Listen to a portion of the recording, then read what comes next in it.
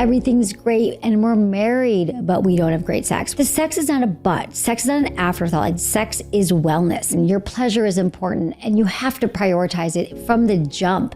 I don't think enough people talk about the power of sex as a somatic practice. I think that sex can be so healing for so many people. There is so much release that can happen when you feel safe, because you actually can't fully access pleasure if you're living in an activated trauma state. There's so much judgment around women standing up for their own pleasure. And it's because we'd have to undo decades of cultural conditioning that tells women it's not okay to be sexual, that their sexuality is something to be shamed of, to be hidden. Sex is messy. If we can take our tears or our so-called mess and celebrate that as like, wow, this is like true sexual expression, that's another way to really reverse the shame and turn it into pleasure. Another big question that I know people have, everything's great in terms of the relationship, but they're not sexually attracted to them. Can you build that chemistry, or does that mean that you're not compatible? Yeah, wow, this is a conundrum. I mean, what if sex wasn't just something that we do, but it's a vital part of our healing and wellness? In today's episode, we're diving into sex, pleasure, and embodiment. We'll specifically explore how to shift from performative sex to empowered, connected pleasure, how to navigate desire in long-term relationships, and why so many couples struggle to really openly talk about what it is they want. Our guest today is the incredible Dr. Emily Morse, a sex therapist, author, and host of the #1 sexuality podcast, Sex with Emily. She's known for breaking taboos with heart, humor, and clarity, and she's here to help us bring more confidence, curiosity, and compassion into our sex lives. This is a fun one. Emily, I'm so happy that you're here. I'm so excited to be here. Oh my goodness. I just want to start off by acknowledging you, because you talk about sex so boldly and transparently and authentically online. I think it's so important.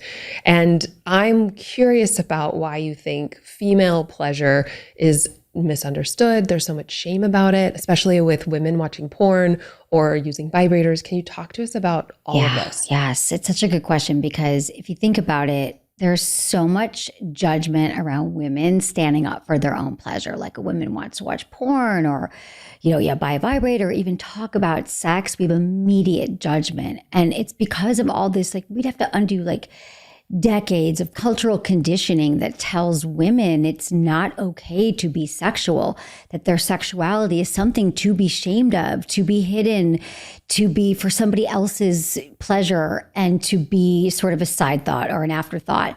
And so it really comes back to like religion and society and not having a lot of information. I really think that's what it's all about. It's about the cultural conditioning and judgments around women being sexual. I think that's really what it is. It's a lot of shame. Yeah. And I feel like the more we talk about it, the less we have that shame. Yeah, exactly. That's why I keep showing up. I think the more we talk about people, like, I was speaking this week somewhere and people said, how did you get so comfortable? Mm-hmm. And I was like, I did not come out of the womb being like, did you know the clitoris has 12,000 nerve endings? It's like, I didn't grow up in an environment where I was comfortable talking about sex. But I think one of the magics, and why I'll keep coming back, in my 20th year, is because it is the kind of thing when you hang out with sex positive people, or you listen to sex positive voices, whether you listen to Sex with Emily or you look at things online or read books, the more you talk about it, you realize like, oh yeah, it really just is wellness. Like, sex is wellness.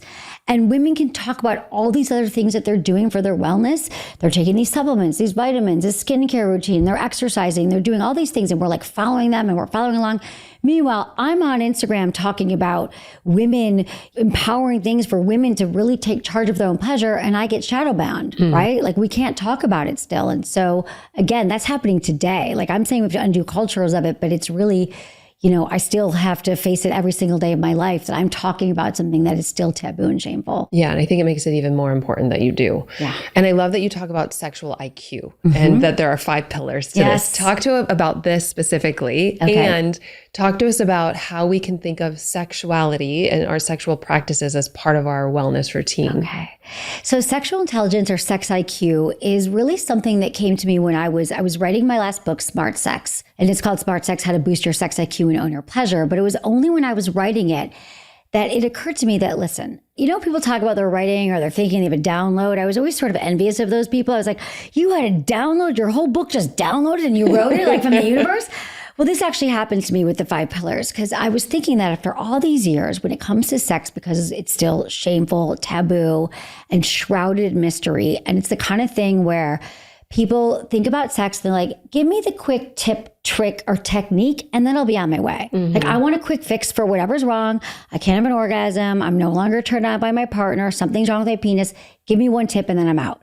But the truth is that sex is wellness, pleasure is wellness. And so the 5 pillars of sexual IQ or sexual intelligence really came to me because it really is a multi-layered approach. You have to think about your overall health and wellness and self-confidence. So the pillars break down this way. The first one is embodiment. And that's, are we in our bodies during sex, or are we disassociating, thinking about the laundry, thinking about our bodies, thinking about our kids, thinking if we're pleasing our partner enough? And so that's really, we know what it's like to be an embodied is presence. Am I in my body? Am I actually feeling it? Am I connected to my partner? And so that's the first thing we got to check. And, I give a lot of tips for that, as does your entire podcast, but that's just a big part of it and your body of work. The second one is health, and that is our mental health and our physical health. And so we have to look at, are we taking any medications that might be impacting our sexuality? People are often surprised to hear that the birth control pill, antidepressants, blood thinners, all these things impact our ability to orgasm, arousal, not to mention, I call them the pleasure thieves, but stress, trauma, and shame. These things are very heady stew, especially shame. Those get in the way. Our physical health, blood flow. Are we exercising? Are we moving our bodies?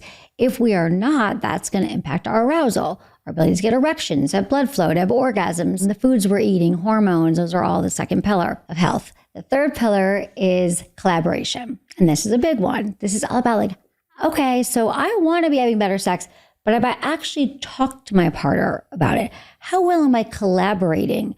How well do I understand polarity, sexual polarities, right? The masculine and the feminine. How well am I I always say communication is a lubrication. Do I feel comfortable asking for what I want? So am I collaborating with my partner? That's a third pillar. And then we get into self-knowledge. How well do I know myself as a sexual being? Do I actually know what I like, what my turn-ons are, and what my requirement is to be aroused?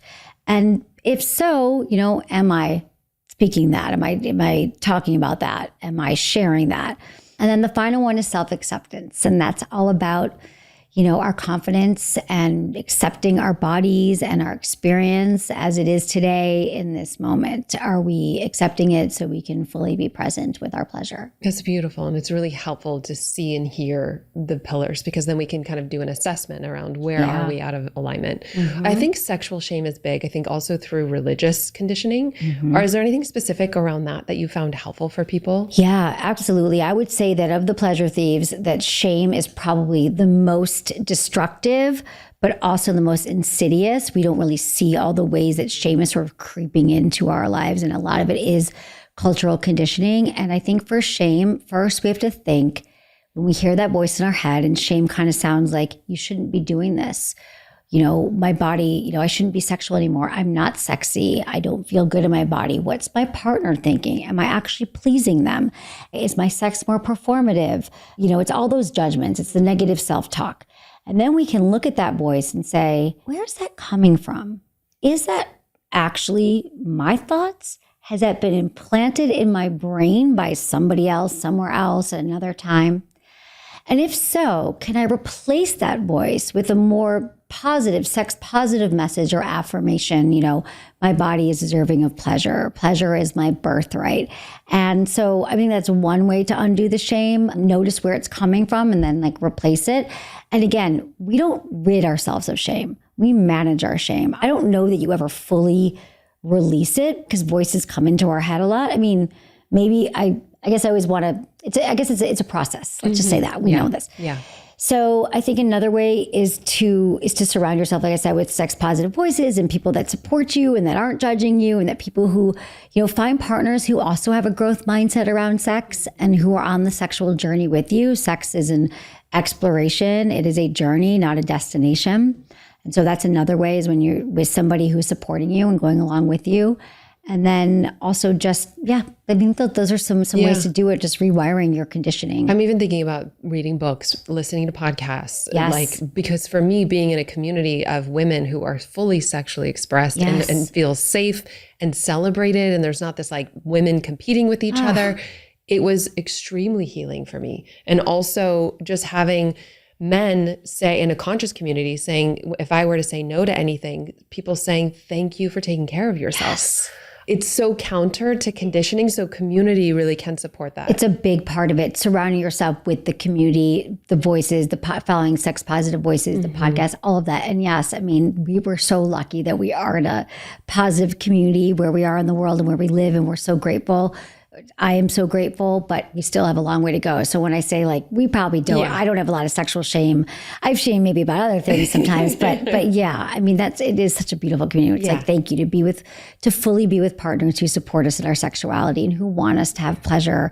We are so lucky for that. And I want people to know that that is accessible for you too. We don't have to live in that shame. Yeah, because you can get into communities through your community, through other communities that are being created online and also offline. Absolutely, yeah. I have a community I started last year. It's called Smart SX, and it's this from the Sex Without Me community, and it's people all over the world that we come together. You know, once a week, I bring in like coaches and other sex positive voices just to help people realize like you are in community, and it's amazing that people open up and support each other. And right now, we are working through all the pillars so people can really kind of get a handle on them, manage them. And one more thing I wanted to say about sexual intelligence, which is why it's tricky. It's more of like the pillars are created so we can become our own sex experts and we can troubleshoot. You might have a week where you're really high in embodiment. Like I was feeling really embodied, but actually I've been holding this grudge against my partner and I haven't been a great collaborator. So really it's more way like, I don't think you ever get to 100% on all five in every day of your life, just like health. Like you have some weeks you work out more, but you haven't been hydrated enough.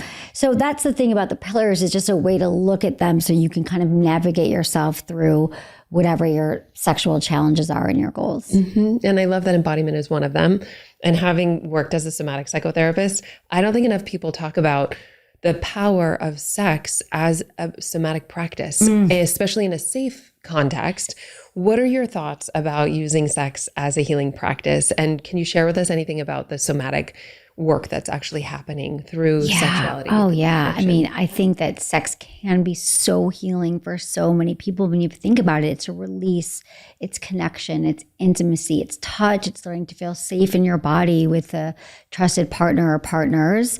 And so there is so much release that can happen when you actually feel safe and you're able to advocate for yourself, ask for what you want, really like be present with your pleasure. And that's when the amazing release happens, because so much of that's holding us back from pleasure, like you actually can't fully access pleasure if you're living in an activated trauma state, or if your nervous system is highly dysregulated. It really, they don't, they cancel each other out. It can't coexist. And so healing when you're with someone or even with yourself, I mean, I've done so much healing on my own through my own like solo sex practices. When I was first like starting out, I realized like I had a lot of these things that I talk about, and just through my own power of touch and having sensual touch without the goal of orgasm, but the goal of exploration was so healing. And, things come up and, memories, and, it's so great to work through it with a coach or a practitioner or a trauma therapist. But when we do that work, sex can be incredibly, incredibly healing, and it's accessible for everybody, even people who have had sexual trauma. People who have had sexual trauma, sometimes they think like sex isn't accessible for them. But even, sometimes they've even, with a trusted practitioner, they've been able to make it sort of work for them. Even if they've had horrific traumas in their life, they can actually even work it into their erotic stories, or, it's endless. And that's the thing when people talk about their sex lives getting boring or stale, or, and that happens to everybody. I'm going to tell you that. I would say that I don't like saying everybody. I would say the majority of people are going to experience that. But when you think of sex as really a healing practice and an embodiment practice, it's endless, because every day you're starting anew. Every time you sit down, it's a new practice. Yeah. And can you speak to, just to help normalize people crying after sex? So sometimes there's just no story, but there's just that release. And I think some people have shame about that, or they're confused about it. Can you talk to us a little bit about this? Apologize. Like it's another way that women are like, I'm sorry, I'm crying, I'm sorry.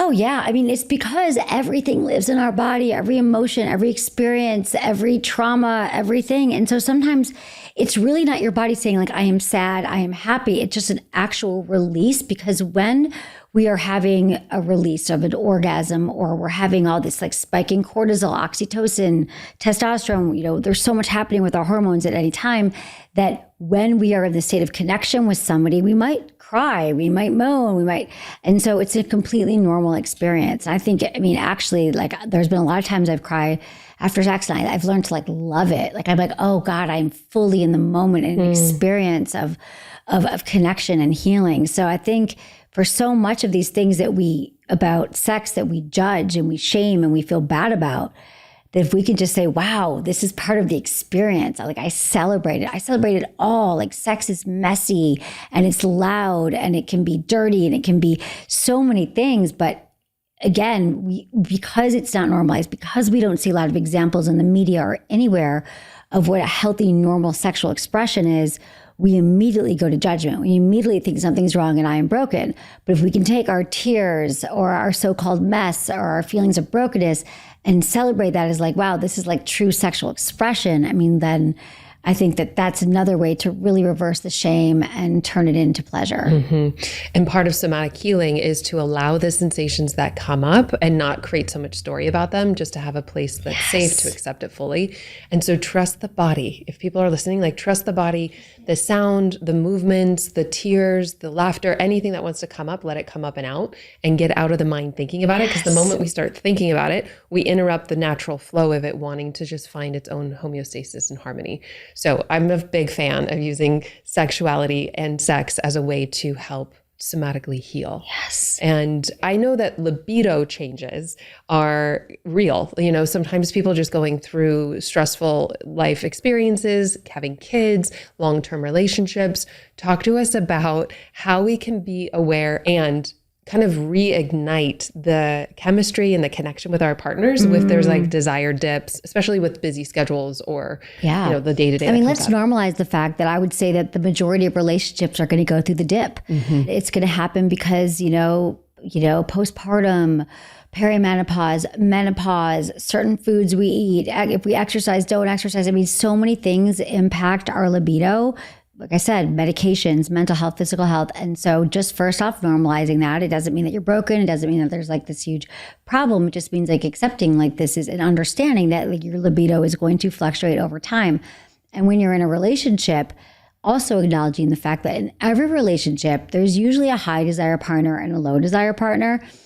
And the low desire partner actually sort of controls the sex life because they're the ones who are deciding when the sex happens, when the sex doesn't happen. And it's just a note to say that this is something just couples are going to have to learn to communicate about and recognize. And first saying like, hey, I'm noticing that our sex life is sort of changing, and like, what can we do together? But here's some very specific tips. The first thing is not expecting that your desire is going to be spontaneous like it was in the beginning of the relationship. So there's different kinds of desire. There's spontaneous and there is responsive. And so most of us are stuck in this, like, I should be hit over my head. I should want to rip my partner's clothes off, or they see me walk in the room and they want it all the time and I don't. So I'm broken. But I want to normalize responsive desire. So spontaneous, we all know. I see my partner, I'm turned on, I get a certain touch, I see something. Again, a lot of us live in the state of when we're the honeymoon phase of our relationship, when we do have that spontaneous all the time, it's on. That is a state of time, a limited period of time that's usually about 6 months to 2 years. And that's because all those feel-good hormones, it's like any drug, what comes up is going to come down. And we might not have that anymore. So then we have to know the responsive desire is more about knowing, when I talked about the self-knowledge pillar, what is going to stoke your desire? It could be so many different things. It could be, I had a great date night with my partner. We had a wonderful conversation. The house is clean. I exercised today. I was able to manage my stress. I did some breath work. Or am I on my cycle? Yeah, I'm on my cycle. I ate certain foods. I'm in a mood. Really just kind of normalizing, there are certain knowing your body and knowing when you're going to be more in the mood and when you're not. There have been studies that show that women actually are more aroused in late afternoon.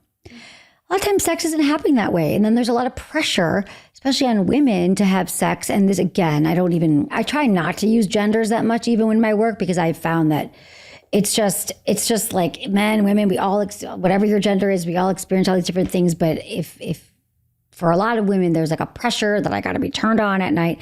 And even my last partner, I was like, babe, Monday nights, 10 o'clock, like if it's after 10 o'clock, it's probably not going to happen on most nights of the week. I want to get in bed at 9. Like, let's find the times that it does work. So the first thing is normalizing desire and understanding that so we might respond to, again, conversations, date night, connection, certain things with our partner. The other thing is knowing that like you can schedule sex.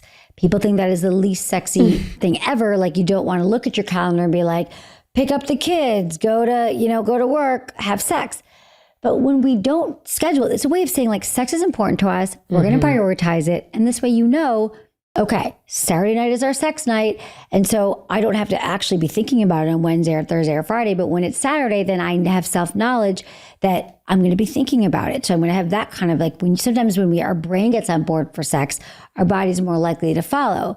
So on these other times, maybe we're not on board. But if we know, like, I have to respond to it. So I'm thinking about sex. I'm setting up the environment that's going to be most conducive to me wanting to have sex. That's another way that couples can stoke it. And then also, we thrive with curiosity and with spontaneity and with variety, change. And so what can we do that's different? Is there a different position, a different location? Is there, again, this is not the only solutions, but like a new lubricant, a toy, a conversation. And for so long, again, I talked earlier about the techniques that people like, give me a quick technique. And I'm not going to tell you like, buy this vibrator, your sex life is going to change. However, when we're talking about this one part of it, it might help you be more aroused if there's something new. It could be anything, and even it could just be like a really sexy conversation about it. Yeah. And I also think about, because I keep hearing you say not necessarily having the goal to have sex, but maybe even doing some kind of a ritual something that would turn you on if you know about yourself, like having scent or candles, things like that, like really creating the environment to have some type of connection and practice that may lead part into of it. Yeah. That's a huge part of it is creating a space that is conducive to sex. So I love thinking about the senses. Like, I always have this vanilla candle that I light. I have a lot of soft, fuzzy things in my room. I have great lighting. I have my favorite playlist. And so anytime you think about all the senses that are like signaling sex or making you feel more turned on, it's so important. Even with a partner having a ritual, like, again, I found that for so many women, sometimes sex gets going and it moves a lot faster than they want. And so it's like, I always talk about foreplay, and I don't even love the word foreplay because it centers sex on penetration, and penetration is not the magic for the majority of women. But even that, like, it's not just like a light suggestion, it's actually a requirement. So for couples to have like a ritual, to have like, with, partners, I like, let's breathe together for a minute. Let's hold hands. Let's look into each other's eyes. Let's make sure the room is set up. So it's all of that. It's really engaging the senses and being intentional and setting yourself up so you're actually ready, rather than feeling like you sort of fell into the sex and you weren't ready for it. And it doesn't feel, intentional. Yeah. And you could also, I know people set up scenes for healing experiences through sex, right? So if they've had a challenging experience in the past, maybe then they become a different character in the scene and they like take their power back over sexual role play and things like that. So you can there's a lot of different variety with it. Absolutely. That's the thing. Like, a lot of women who have been assaulted can actually like have fantasies that are working that into it. Role playing out something that might have been such a traumatic event in their life and then flipping it into, more of erotic, sensual play. Taking their power back from it. Yeah. That's it. Having agency and power. Yeah. And I love that the self-knowledge piece, because as we know ourselves, then we, like you're saying, communicate to our partner and set ourselves up for success, which is really beautiful. Imagine having a fulfilling career doing what you love, working from anywhere in the world, setting your own hours while making good money and a big impact. If that lights you up, then I'm super excited to share with you today's sponsor, the Institute for Coaching Mastery. This is my robust, accredited year-long certification program for newer seasoned coaches, therapists, leaders, and those just looking to up-level their life in a profound way. We have an amazing community of students from all around the world who have really started their journey to expand with us both personally and professionally. And this experience is designed to give you the 3 things that you need to thrive. So first, you have all of the tools and support you need to move past what's been holding you back so that you can completely change the trajectory of your life. And then you learn how to masterfully and confidently facilitate transformation with your clients or your team, regardless of your niche. If you want to do health, business, relationship, or you just have no idea yet, we hold your hand through that. And then lastly, you'll receive my 6-figure and beyond signature roadmap that's customizable to meet you wherever you are. So whether you want to do high ticket sales, online marketing, or you just want to hit 6 figures without ever needing to go on social media, we've got you covered. And this truly is the most rewarding work in the world. We have new students now who have a wait list of dream clients in under a year. We also have seasoned students who are doing $80,000 months. And this is really about creating lasting transformation from the inside out so that you can share your gifts and serve the world in all the ways that you're called to. And I've seen firsthand the power of what happens when you have the community to collaborate with, but you also have the right tools and resources to really thrive.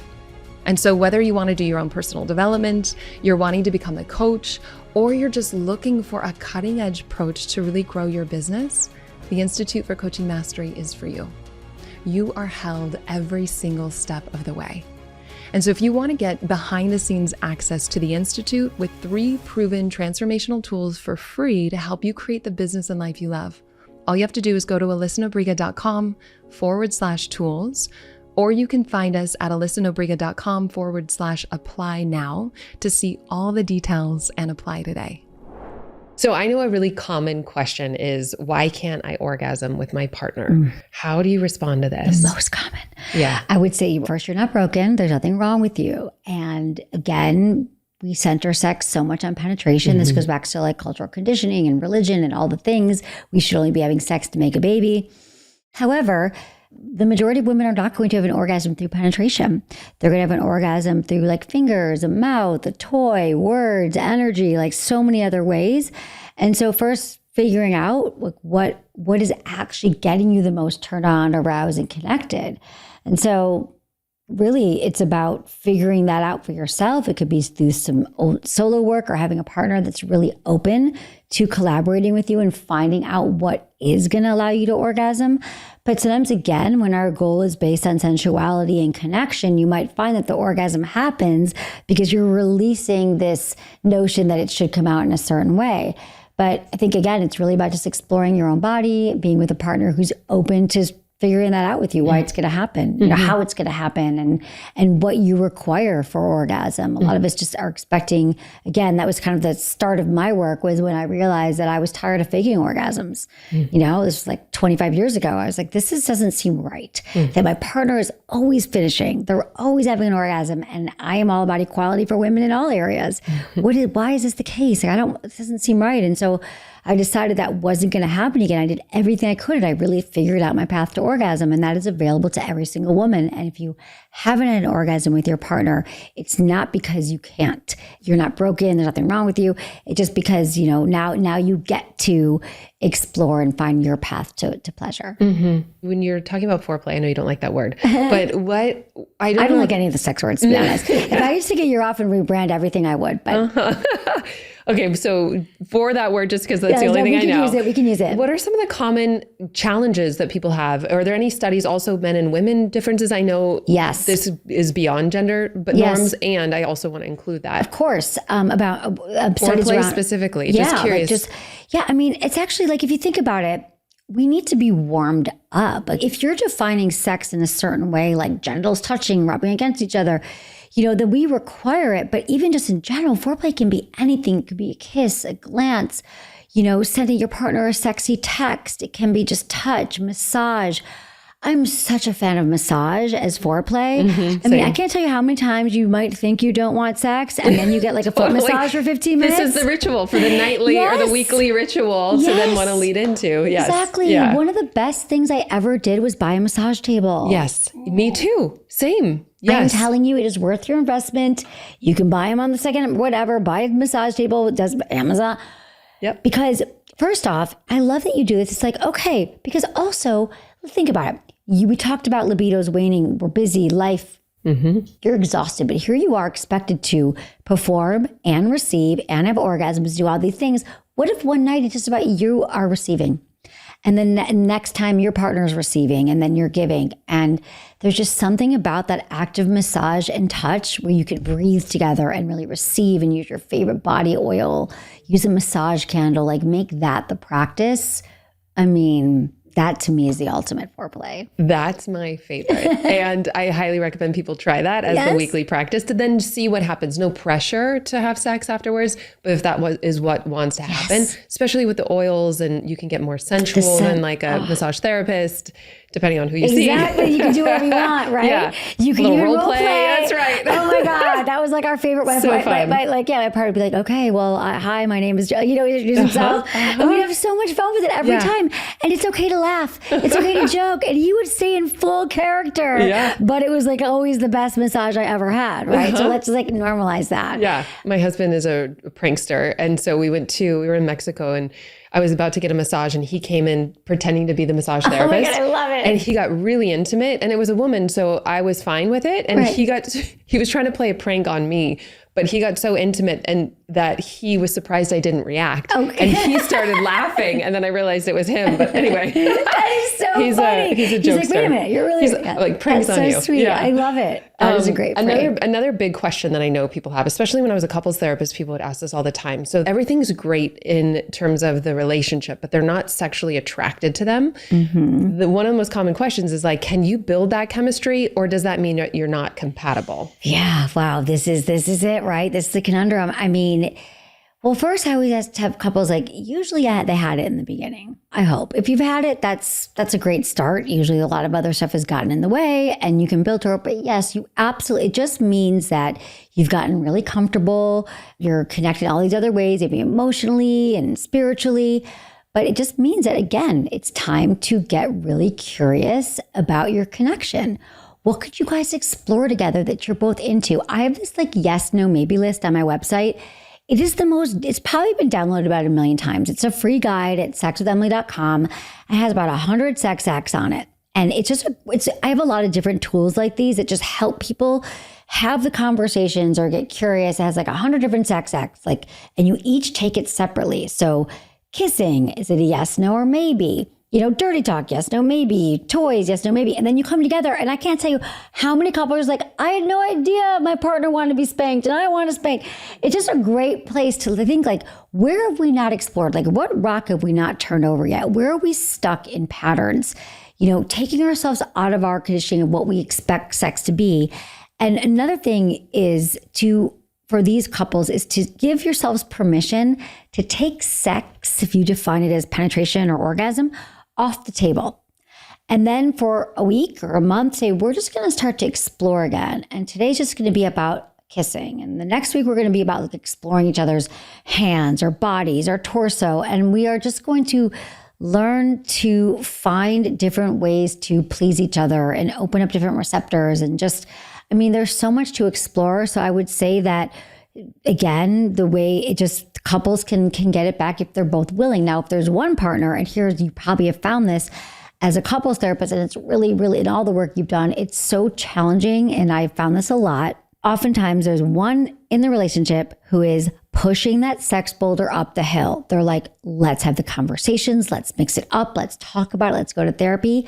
And there might be one partner going back to cultural conditioning and sexual shame, and they don't want to talk about it. They don't want to discuss it. And they deeply believe that if they talk about sex and they have to work on it, then their relationship is over, or it's broken, or sex shouldn't be talked about. Again, I can't tell you how many people still believe that sex should actually not only should I not be talked about on Instagram or anywhere, but it shouldn't be talked about in a relationship.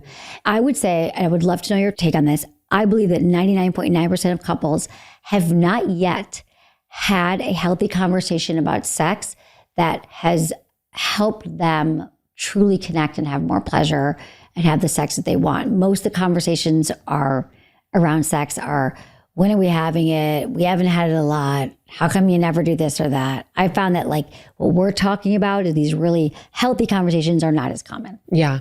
And I think that when we go into kind of the surface level conversation about how often we're having sex, and if it becomes blame and shame, then we stay in the defense versus speaking from the vulnerability underneath. Like, I miss you, or I'm scared that you're not attracted to me anymore. So the willingness to speak that vulnerable truth is what creates more intimacy and connection. And then sex can be a reflection of that rather than staying at the surface level. I'm tracking how much we're having. The other person feels defensive about that. And then just really back and forth. I love that you said that. That is truly where I would say the majority of sex conversations are living. They're living up here in the numbers and the techniques and all these other things. But when we learn to be vulnerable and say the things that we think we cannot say, that's when the whole world of sensuality and sexuality truly opens up. Yeah, that's greater intimacy. And then sex is a reflection of it. Yes, yeah. I love that sex is a reflection of the fact that you are opening up and releasing whatever shame is around it. Because when we speak the words, like the shame can't live that, right? Shame can no longer live where we are speaking our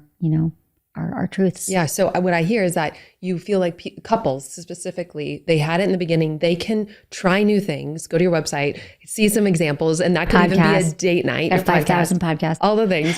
But like that can be a way to understand each other and understand your relationship now versus what it was however long ago. Yeah. Try new things and really rebuild that chemistry. Absolutely. Yeah. And just know that your sex life can start today. Like just listening to this podcast, like today could be the first day of the rest of your sex life. Let go of the past. Let go of how it was. We don't want the same food sometimes we wanted 5 years ago. We don't do the same exercise. We don't even have the same, maybe sometimes the same friends or the same arrangement, same job.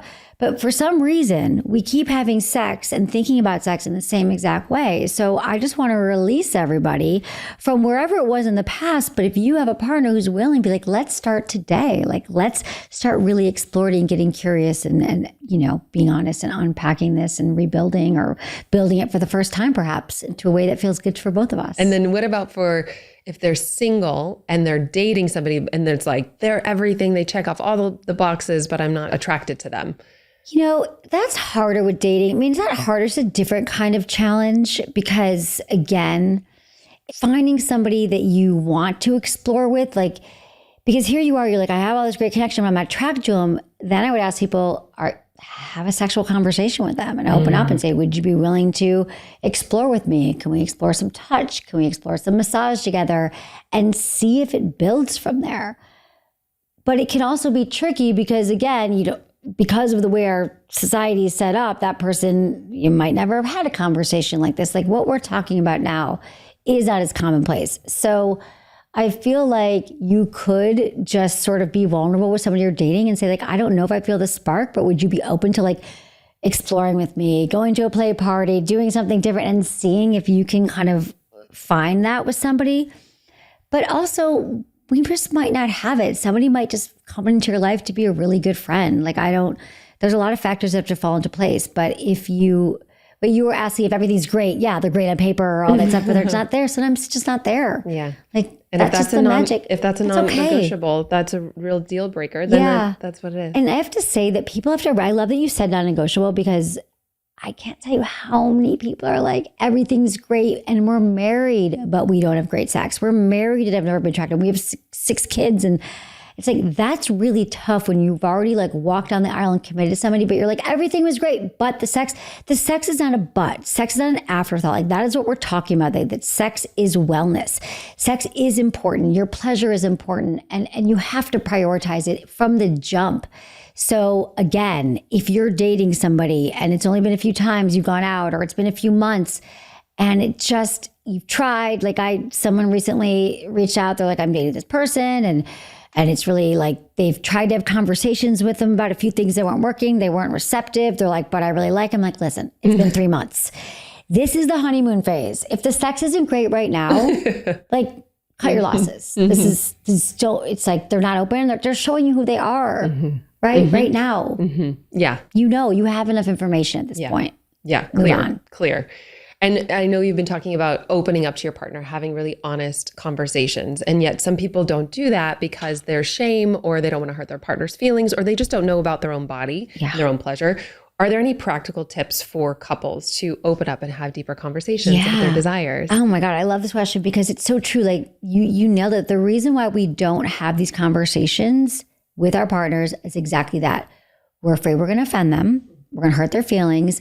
And we're like, I know it's not great, but I actually don't know what I want. So I think I'm just going to stay mute about it and hope it gets better. It doesn't get better. Okay. Like, let me just tell you, when you put the sex on the back burner, it's going to be staying on the back burner. And it's just, I just see so many people waiting for it. So my first thing is actually saying to your partner, you know, I always talk about timing, tone, and turf. It's my 3 T's for any conversation, especially a sex conversation. This is a starting point is if you haven't talked about sex yet, find the right time when you're not hungry, angry, lonely, or tired. You know when you're hanging out, it's a good environment. The tone is curious and compassionate and chill. And the turf is outside the bedroom. I actually think we should leave our bedrooms for sleeping and for sex. And let's not make it to have like our really deep, heavy conversations around sex, especially if it's like you're already in a state of arousal and you feel rejected again. And then you're like, how come you never initiate or you don't want sex? Let's find a time when we are, just hanging out on a road trip and hiking, walking. And then you could say, you know what? And I always have people blame me. Like I was having sex with Emily and she said that most couples don't actually have productive, healthy conversations that move the needle about our sex lives. And she also cited a statistic that couples who do talk about their sex lives often have healthier, more satisfied sex lives. So I don't want to be that statistic. I want to be the couple that is. So would you be open? Would you be willing to go on a sexual journey with me where we can have honest and open conversations about our sex life, about our desires, about our wants, about our likes, our dislikes? Like, are you even open to that? And, you see what your partner says. Hopefully they say yes. And then you get to start to explore. You can go into therapy together. You could just think about what you've liked in the past. A great starting point is, okay, let's talk about the 3 most memorable times you've had sex together. And then from there, you can be like, what was it about that time? Where were we? What was happening? It's sort of like your sexual DNA of your relationship. So, I mean, there's a lot of other techniques and modalities, but I would say first, just start having the conversation. And again, remember that it's not a one-time conversation. I found that once couples get over that hump and the awkwardness, they actually learn to love these conversations. They actually can't live without them. It becomes the fuel and the life force of their relationship. I love that you bring curiosity and playfulness into it. It doesn't have to be a heavy conversation. No. And if you get in a cul-de-sac where you're feeling awkward and you can't navigate it with your partner, then, go to a therapist or a coach or somebody to help navigate.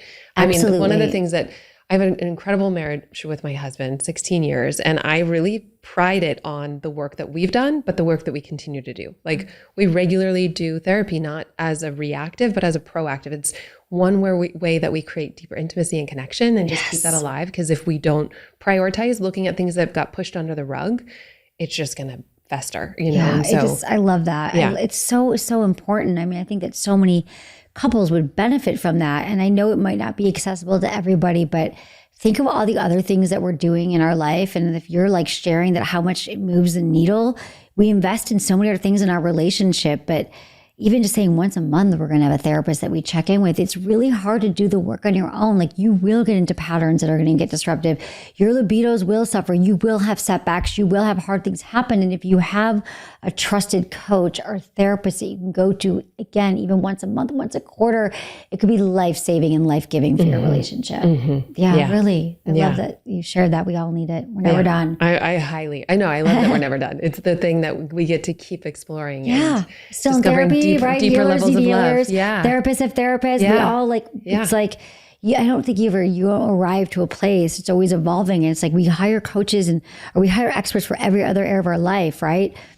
Car breaks down or tooth fix or like everything. But for some reason with these like relationship issues or sex issues, we just feel like we have to suffer alone. And you don't. Yeah. There's so many great resources out there. And it can be really connected and light and beautiful and more intimate as a way of just sharing your vulnerability. But I would say share the vulnerability. So I'm thinking about the singles listening. And what about for somebody that just had casual sex and then started having feelings and they're not compatible emotionally, but it's great sex and they're starting to create feelings. What advice do you have for them? I think part of it is, I hear this mostly from women. They say to me, I can't have casual sex because when I do, I catch feelings. And I would say that's another part of our cultural conditioning. You can actually train your body to be receiving pleasure fully and know that it's about your pleasure and be connected to somebody and feel safe with somebody, and you don't have to fall in love with them. So I think that's a little bit of rewiring that we can do if we're open to it. Now, that's a little bit of work, but I think that we could learn to, with great boundaries and great communication skills, you can probably have great sex with somebody and make it more casual if they're open to it, be more open, say that you're dating other people, or have that, be honest about it. I think today is honestly, in the last 20 years, I think that we're at such a good time right now. There's apps for this. People are more open. They're talking about being open. But if you just want it to be casual, mention that, be honest that you just want casual. What you're saying, I think what you asked was, you thought it was casual, and then you started developing feelings. But did you, what are the, so again, checking the feelings and saying, am I just prescribing the feelings to this person that's making me feel a certain way? Because it might not really be about them. It's that you feel safe with this person. They're willing to collaborate with you. They're willing to, they're holding space for you. They're making you feel safe. And there's something about this connection. And I think that there's a lot of learning in there. What is it about this sexual connection that feels so good? Pay attention. You're going to put that in your self-knowledge bucket. And then when you are searching for a partner again, that it has all the other things that you're looking for, you can be like, this was the thing. Because a lot of times we don't even remember. We don't even dissect it or think about it. But take this as a note. Wow, this person does these things and that are allowing me to feel safe and fully expressive. I would say it's not about their penis. It's not about their moves. It's not about the way they smell. It might be part of it, but usually it's about us, how they're making us feel. And that's transferable. I love that. That's just taking your power back. It's what specifically was the ingredient? How can you have that as self-knowledge to either create for yourself or make sure you have it in your next partnership? Yeah, beautiful. I love that. Okay, so what are some other misconceptions about sex that we can debunk? There's so many. I would say I think that we should always be aroused and turned on all the time. I mean, we covered that, but we should always be having orgasms. We should be having sex a certain number of times a week. Yeah, as if there's some prescription for everyone. Once a week, 3 times a week. Do you feel like that men want sex more than women? Yeah. Oh, yeah. That's a huge one. That is so not true. I bought into that. I did One too. of my girlfriends was was starting a certification for sexuality in women. I'm like, that's not going to do well. Right. Did so well. I was like, oh, checkmate. Yes. That was just my conditioning. That's a really big one. I would say that was the first misconception when I started this career that I was shocked. I thought that, again, it goes back to subtle conditioning. Men are always ready to go. They should have erection 24/7, and women are just frigid and don't really want it. So not true. There's so many women who want sex all the time. They're super turned on, aroused in their bodies, and they want sex more than their male partners. And I'm telling you, my heart goes out to men. Men we are expecting, they have this pressure that they should always know what they're doing. Again, be aroused, turn on, ready to go. And that's just not the case for many men. They too might not want sex all the time. I think that the other misconceptions are that fantasies aren't normal. You shouldn't have fantasies, or porn is bad. I think porn and use it in a healthy way can be great, or that maybe using sex toys means that it's somehow lesser of an orgasm, or not really, I don't know. People judge them.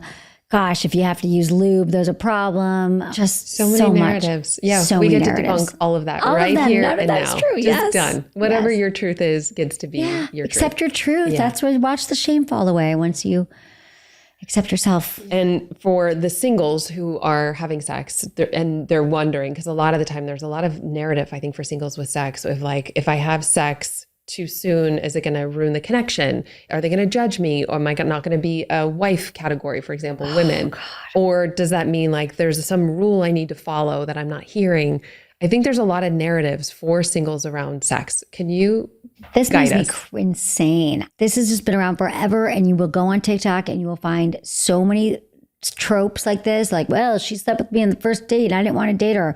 Wait, make them beg for it, or wait till the third date, or wait till you're committed, or relationships won't last. I mean, people will say that. They'll continue to say that. I don't believe in any rules around this. I think that, listen, if you are truly feeling connected with somebody and you're feeling safe with somebody and you're not too drunk, you weren't coerced. I mean, that's the thing. Like a lot of times we get really drunk or liquid courage and we had sex and we regret it. I'm talking about fully embodied sex where you wanted to have it, you met somebody, it felt great, and you actually had a good time and you're glad that you did it. It doesn't really matter what happens after that if you full on were there for the sex because you wanted it. You might be with a partner who had a judgment that, well, I would have made you my wife, but you had sex with me, so now it didn't work. I would say you dodge a bullet and that's not your person. They are legitimately judging you on this one thing that you did because you both wanted to in the moment. Like, to me, these are just like seriously not your people. I just think that, and you'll hear from just as many couples like, we had sex on the first date, we've been together 30 years. So I just don't believe in the rules and the conditions around this. I will say that sex is such like so many things. It's intimacy, it's connections, it's kissing, it's touching.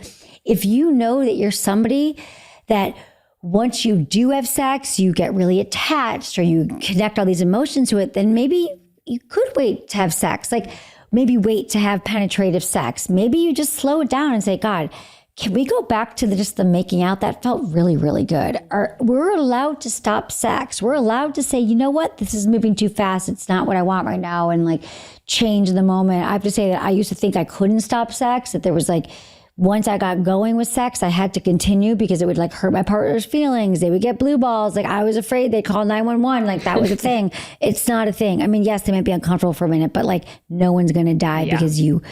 So I just think, again, knowing yourself, knowing that like it actually is really hot to wait too. Like it's really hot to be like, let me see if I actually like this person and I trust them and I feel safe with them. Hard to feel super safe on a first date. Yeah.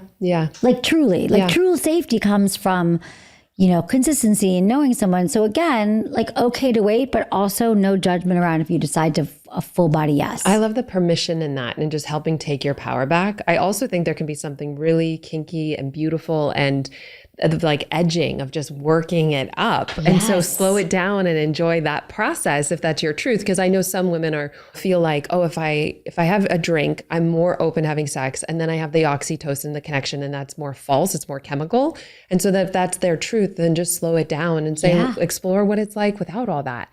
But I love the permission to just have your experience and just make your own rules. But it's so true that drinking opens us up. Like, so yeah, just permission to have your own experience and then like know yourself and be like, well, maybe on this date then I'm not going to drink, or I will drink and I'll be okay with what I decided. Like there's no, again, this goes back to the shaming around, you know, sexuality. It's just like, really, what if you just had a really good night? Yeah. And it was a good time. And then you went home. Yeah. Great. Yeah. And that was it. And it comes back to me for like all the inner tools also. So like if, you know, there's some healing or attachment and you can do the work to really unravel that. So you really choose people that are in alignment with your values and the way that you want to be treated and seen, and you're showing up for yourself that way. So anybody else is not a match, will easily fall away without judgment. It's a lot easier that way. So much easier once you're clear about your boundaries and your values, and like, let those people fall away who has all these judgments around sex, who has all these like rules and strict, like, you know. It's fear. Yeah. Fear. Yeah. It's all fear. It's such fear. I appreciate you've been so open about your story of unraveling performative sex for people that have really focused on performative sex because that's what they've seen in porn and maybe nobody talked to them about sex. Can you share a little bit about your story? And then also, how do you support them in feeling into what's their own pleasure rather than focusing on what they should sound like or have their experience as? Yeah. So for me, I realized that my sex was all performant. Pretty not all. I mean, I love the making out and the kissing, but once it came to like penetration, and usually the penetration came too fast and I was doing all the things. And once I started realizing like, oh, I actually am deserving of pleasure. I can have pleasure. My experience was just learning my own body. I mean, honestly, I spent so much time with like really like ramping up my masturbation practice and without shame and learning to touch my body, make the sounds, figure out what felt good to me. And for anyone who wants to kind of overcome their performance is, I would say you got to spend time alone and you have to like practice some like, you know, cultivating your eroticism and your sensuality and really making that pleasure date with yourself of exploring all the nerve endings on your body and what really feels good to you, and like your inner elbow, the nape of your neck, like what are all the different ways you can experience pleasure.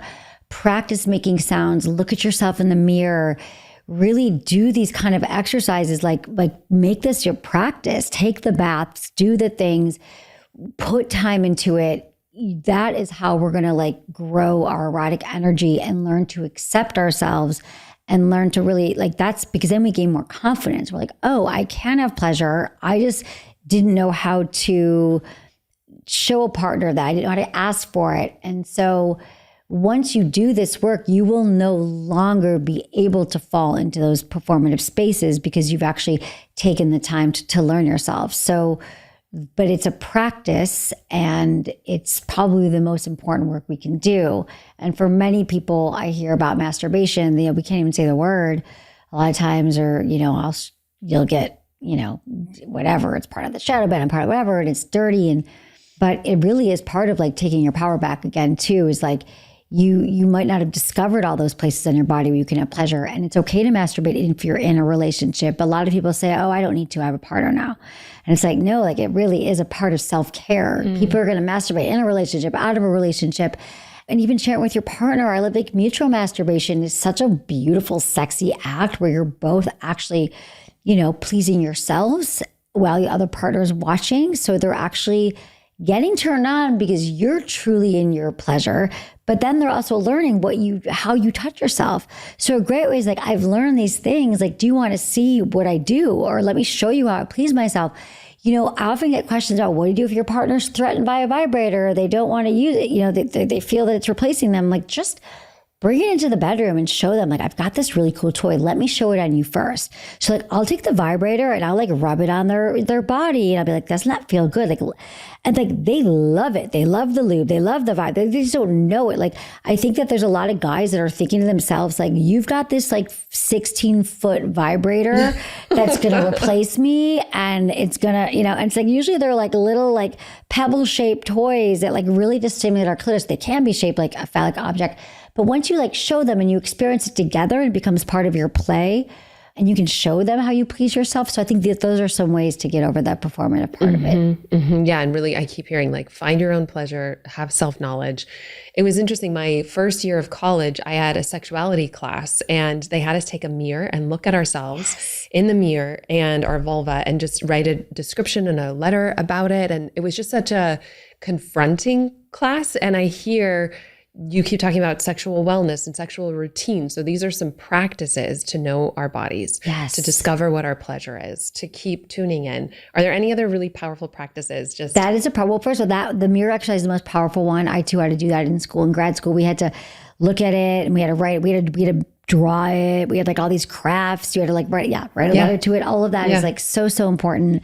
I think that's a great practice. I think practicing like your sound, like humming, moaning, making noises, learning to fully express your sexuality, maybe reading erotica. Like if you just feel, some people are just so shut down from things. So like finding your sources of spark, like what actually is turning you on. Can you think about moments, erotic moments? Like I love like ethical porn, which is porn that's made like usually by women, for women. You're seeing like real bodies, like performers are paid well. There's more plots, like just finding stuff that is really like stoking your sensuality and eroticism is another really like helpful way to find what your turn-ons really are. And again, it's never too late to start. I mean, I would say that I hear from women all ages, 60s, 70s, 40s, 20s, never had an orgasm, never expressed themselves. So again, it's because of the way our society's been set up. So just, get curious and start exploring and looking for sensual inspiration. Mm-hmm. Yeah, just follow the threads. Yeah. So just in closing, if there were something that you wished women knew about their sexual power, what would it be? I wish that women knew that their sexual power was in their hands, that they were responsible for their own power and their own pleasure, and it's not based on anyone else. And I would also say that it's infinite, and it's expansive, and it's ever changing. It's waiting for you. So good. Thank you for who you are, how you be in the world, Emily. I know my audience is going to want to stay connected. Please share with us how they do that. You can find me everywhere at Sex with Emily. So it's my website is sexwithemily.com. All social media, Sex with Emily. It's so Join good. my membership, Smart SX. It's an app where we can connect once a month. I do live workshops. And yeah, I have a store. If you want to go shopping, I've like curated it to be like my favorite sex accessories. Ooh, fun. All of it is Sex with Emily. Amazing. Everywhere. We'll put all the links here. And in the podcast show notes too. below. That's wherever you listen to your podcast. Yeah. Beautiful. Thank you for coming on. I'm so Thank grateful. you for Have having you made me. a new friend? Oh my God, I love it. Thank you so much for doing this work that changes the world, starting with yourself. It truly does make a difference. And if you're finding value in this podcast, a cost-free way to support us is by leaving an up to 5-star review. It does mean the world to us. And as a thank you gift, we're going to send you one of the most powerful tools that you will ever discover. You're going to get behind the scenes access showing you how to live into your full potential without letting fear hold you back from stepping into your dreams. Just head over to Apple Podcast or Spotify and leave a review now. You can take a screenshot before hitting submit and then go to alyssanobriga.com/podcast to upload it. And make sure to have your automatic downloads turned on wherever you listen so you don't miss any of the upcoming episodes. I have so much magic I can't wait to share with you. And you can find all this information in the show notes below. But lastly, if you're on Instagram, I love connecting and hearing from you. So come on over and say hello. I'm at Alyssa Nobriga. Thank you again for being here. I cannot wait to share more with you.